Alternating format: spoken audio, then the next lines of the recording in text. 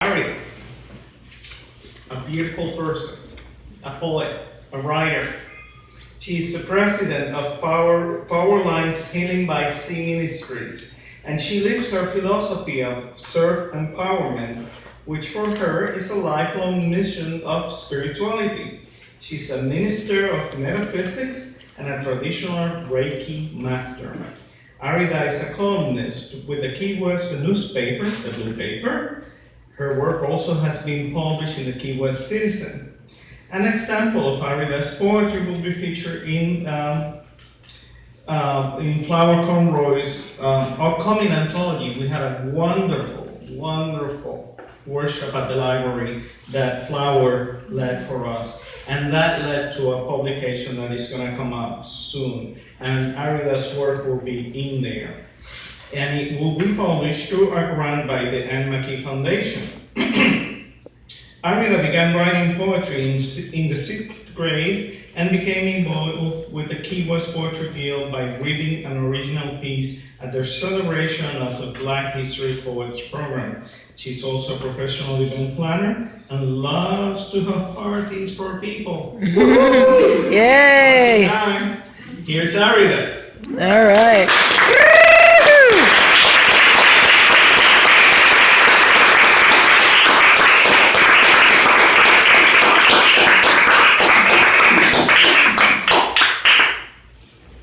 Thanks everyone for coming out. Thank you Key West Poetry Guild for featuring me. It's been quite an event coming up as my birthing, as I could feel it coming. It's been amazing. The Key West Poetry Guild is one of the catalysts, but there are people in the audience that are part of the Poetry Guild that also have been individual catalysts. And I can't say everybody, y'all kind of know who you are, and Flower's hiding, but it's okay. But thank you all for coming out, and I'm going to hear my poems. So first I'm going to read some of my newest pieces, inspired by coming to the Key West Poetry Guild. E.T. finally phones home. There are no new messages in your mailbox. Well, what did I expect? A man's slick, silky voice on the other end of my phone? And what would that represent? Would it validate the fact that I'm not alone? Gosh, I've been orbiting as E.T. for so long. My extended finger reaching out into space to capture the creature that's me and reel me in, to point my vibration in the direction of my own inner possessions and steer my attention away from taking care of a man's erection. Quoting Dr. King, free at last, free at last, free at last. Thank God Almighty, I'm free at last. I'm free to put the phone down and go have me a good laugh. Yeah.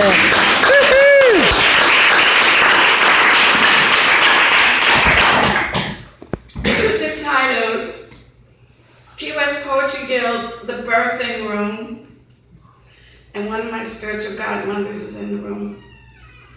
The egg cracked open on Cornish Memorial's Fellowship Hall floor.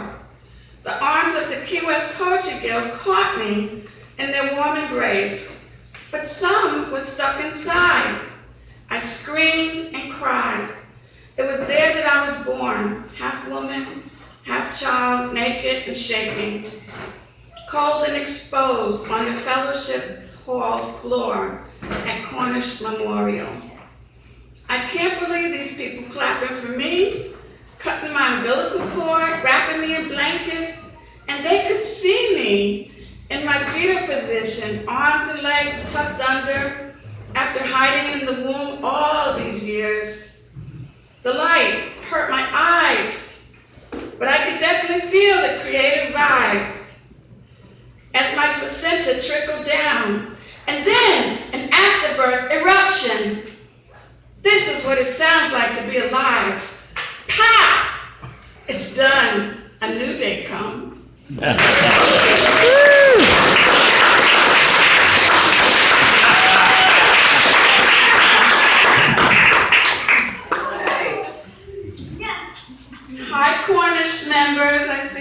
all. Thank you for coming. Okay, this poem has been inspired by the two people sitting here, and Messiah is going to come up and accompany me as I read it. They were the inspiration. I was sitting on the beach at Fort Zach one day, and these two people were holding hands, running towards the water, flying towards the water, their locks just flying. So this is sea dancing. Toes in sand, inching into water, seagulls squawking, pelicans soaring, fish swimming, flies landing, ants parading, trees swaying, divers diving, sunshine shining, worshippers linger, puffy white clouds, waves to jump over, seaweed floating, flip-flops, bikini tops, bottoms lounging lazily in chairs, cruise ships sailing, heads hiding under umbrellas. We're all sea dancing at the beach on Sunday together.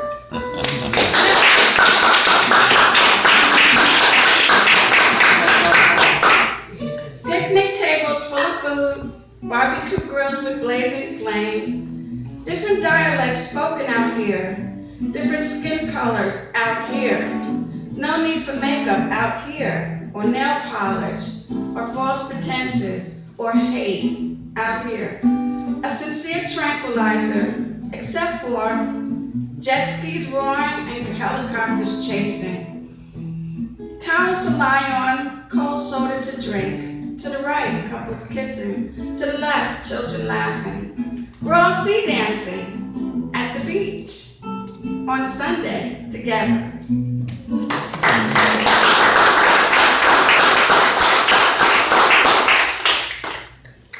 This is from a collection of poems that I wrote. It's called From Ethiopia.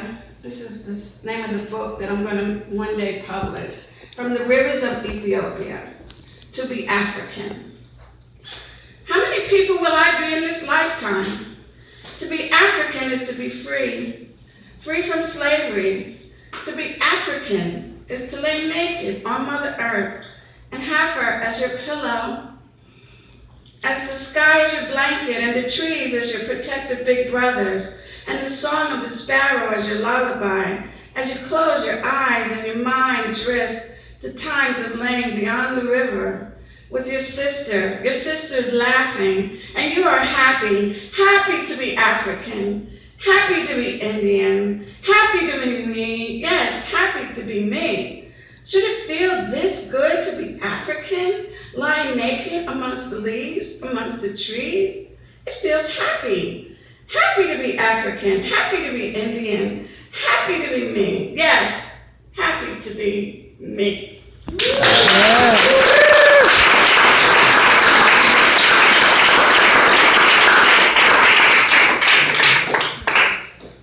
This is from a collection that's going to be published in Flower's book, The Poets in the Garden, from the class that I took with her.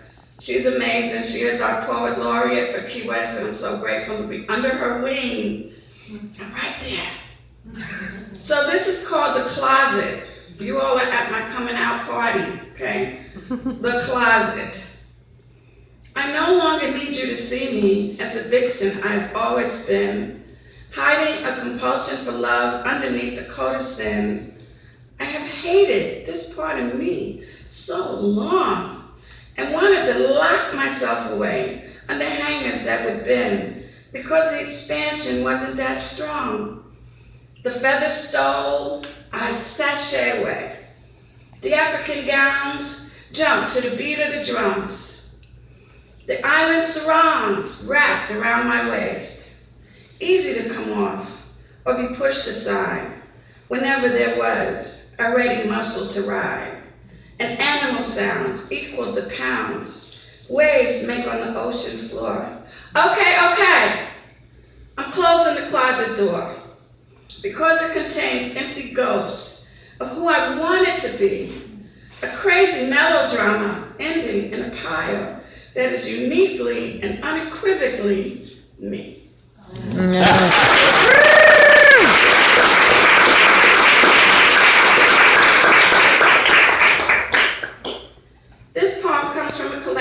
call Van. This was the end of the relationship. I had some other poems I was bringing, but it didn't make sense to talk about the beginning of the relationship. So this is Sidelined. Tonight, as I walked down the aisles in Walgreens, I felt the crash of my heart as it fell off the shelf. That place I had reserved for you and stored memories of you.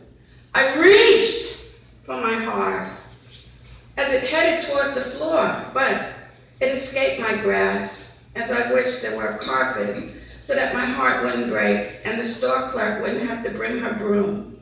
Yes, this is what happened tonight. Thinking thoughts about you.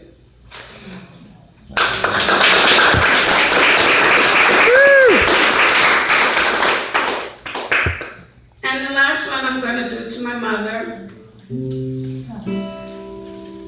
She was a poet in her own right. She memorized the poem, The Hellbound Train, and recited every family reunion. So I remember her. So whatever you see in me tonight, the style and all of this, all of these are hers. All of this is her. Ode to my mother. Ida Elmore Davis, August 1st, 1923 to January 7th, 2013.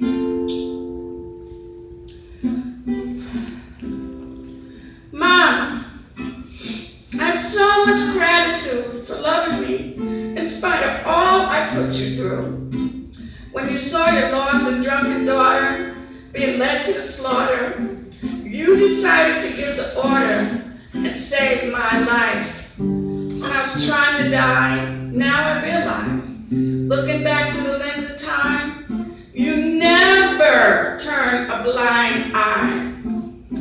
You were relentless, weren't going to have my mess. You weren't going to let this addiction demon claim me. You went down on your knees. When depression encompassed my soul, and I put a knife to my throat, it was your voice coming through the phone. When I disappeared and you didn't know where I was, the triumphant love and ongoing prayers is why my life was spared. And now that you're on the other side, you can rest in peaceful paradise. Because I'm enjoying my life, Mom. My beautiful life in the sunshine. Yeah.